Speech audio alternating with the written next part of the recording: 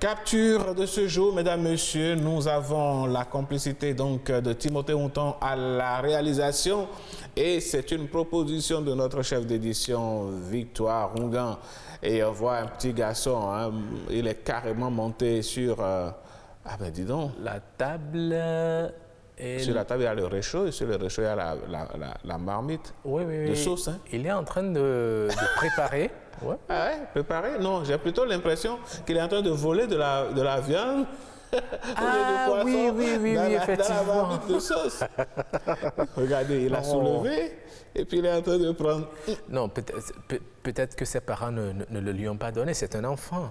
Ouais. Et la viande, bon, vous savez, il y a certains parents qui pensent que l'enfant n'a pas le droit à la viande. Il va voler. Quand il va commencer à voler, alors que c'est l'enfant qui a besoin de la viande, qui a besoin de ses protéines pour grandir. Mais pendant longtemps, pendant longtemps, les parents, ou bien certains parents n'ont pas su. Hein.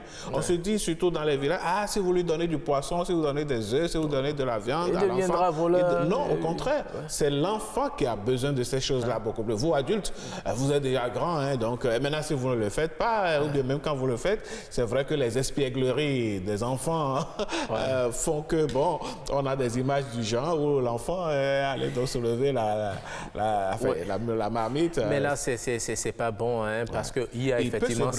Il peut se brûler, il peut tomber, il peut renverser toute la sauce, parce que si jamais il tombait de là... Il y a assez de risques là. Il y a certains enfants qui sont récalcitrants, même vous avez beau leur donner la viande, ils vont passer derrière. Imaginez que la sauce était chaude à l'intérieur.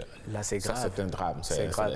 Et aussi les parents, il faut fermer la cuisine. La cuisine doit avoir une clé. Même là, c'est grave. Il faut disposer les choses de telle sorte que les enfants... Par où il est passé pour monter sur c'est une image qui nous enseigne beaucoup de choses. Tout à fait. Et surtout que nous sommes en période de fête où... il faut faire très attention. Je suppose, si c'était de l'huile chaude qui était là... Il va se brûler les doigts. Oui. Et on va commencer par dire que c'est la tante au village qui n'est pas... Et le moment de fête va se transformer en un moment de drame. En un moment de drame. Un moment de douleur. Oui, il faut donner de la viande aux enfants, leur enseigner aussi qu'on ne met pas la main dans la casserole, dans la marmite. C'est puni et c'est pas bien. Et il faut aussi ranger la cuisine pour mettre justement les enfants en sécurité. En sécurité, surtout en cette période de fête. C'est vrai, parce que les enfants, ils ont beau manger, puisque c'est la fête, ils vont dire, je vais encore manger. Bon, c'est leur jour, on dit, c'est leur fête, c'est vrai, de Noël à janvier, ça va être leur fête, hein, donc du coup, mais ça n'empêche pas les adultes de prendre les dispositions qu'il faut pour protéger les enfants dans la maison. Absolument, et c'est bien entendu. Merci à vous, et merci à notre chef d'édition du jour, Victoire Rongan. Voilà.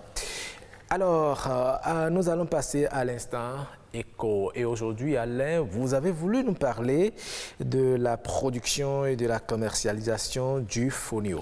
Absolument, Roch Aurélien Aquino. Ce matin, nous parlons donc du fonio dans Instant Éco au Bénin. La culture du fonio se pratique surtout dans la région nord-ouest, dans le département de l'Atakora. C'est une zone de petites montagnes, la chaîne de l'Atakora par exemple, qui culmine à 658 mètres au climat soudano-guinéen avec une saison humide de juin à octobre, donnant une pluviométrie moyenne annuelle de 1000 à 1300 mm.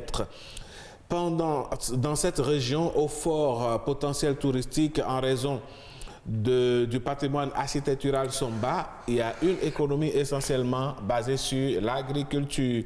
Contrairement aux autres céréales telles que le maïs, le sorgho, le mil et le riz, dont la culture se pratique un peu partout sur l'étendue du territoire national, le fonio apparaît comme une culture endémique.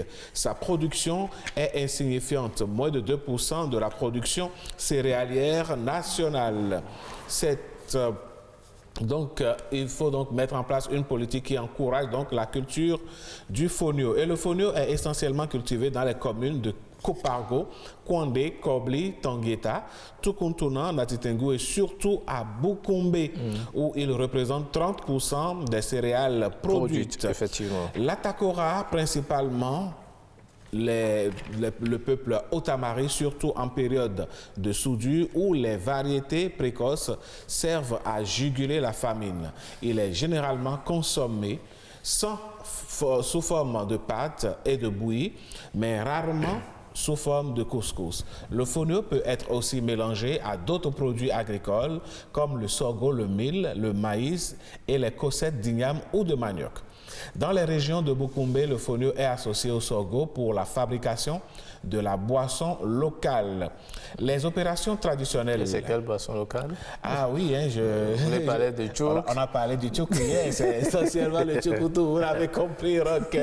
Les opérations traditionnelles, mesdames et messieurs, de transformation de fonio effectuées par les femmes démarrent en général par un nettoyage grossier des grains paddy. Comme pour le riz, la transformation du fonio nécessite la succession de deux opérations que sont le décortiquage et le blanchiment. Le décortiquage permet d'enlever les balles de fonio paddy, grains vêtus, pour obtenir le fonio décortiqué, grains nus, tandis que le blanchiment a pour objet d'éliminer le son, le péricarpe et germe du grain pour obtenir le fonio blanchi. Ces deux opérations sont réalisées simultanément au moyen de mortiers et de pilons. 5 pilages successifs suivis chacun d'un vannage sont exécutés pour éliminer progressivement les balles, le péricarpe et le germe jusqu'au parfait blanchiment du grain. Le rendement en pourcentage de paddy est d'environ 60 à 68% après blanchiment complet. La pénibilité, mesdames, messieurs, la pénibilité des tâches de transformation de fonio est l'une des principales raisons de son abandon progressif.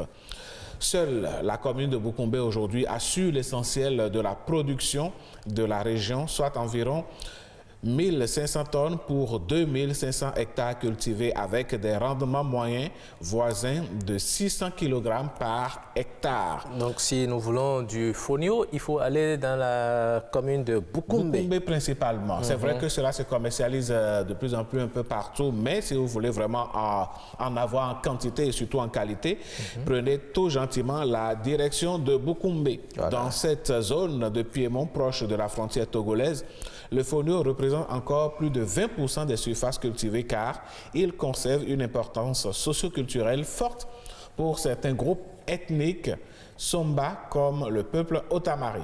Ainsi donc, pour rendre le fonio plus compétitif sur le marché, aujourd'hui, nous pensons qu'en termes de qualité et de prix, il est indispensable d'améliorer les techniques de transformation au niveau des petites entreprises et des groupements de femmes en modernisant les équipements existants et en concevant de nouveaux matériels.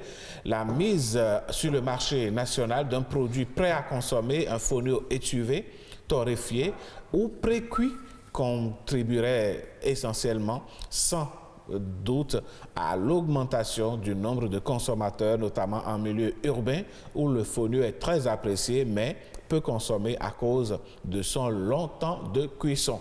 Roch Aurélien Akwaenou, il faut donc, si nous voulons cultiver donc, le fonio, mettre en place des moyens techniques qu'il faut pour que les coopératives, les groupements de femmes et les petites entreprises puissent vraiment connaître un essor en la matière. Oui, effectivement. Et vous savez, la grande région productrice du fonio étant située à côté du Togo, vous savez, la plupart de la production est exportée vers ce pays. C'est pourquoi, justement, dans cette localité, on continue de produire le fonio. Bukumbe est devenu non seulement le grenier, mais la commune dans laquelle on consomme suffisamment du fonio. Oh, le fonio est très riche, nutritivement. Donc, il faut que nous aussi, Béninois, le reste de la population, puisse en bénéficier. Et pour ça, il faut donc que les autorités pensent à doter donc ces groupements de femmes et ces entreprises qui travaillent dans le secteur à pouvoir donc disposer de ces techniques, de ces matériels pour pouvoir donc inonder le marché national et international.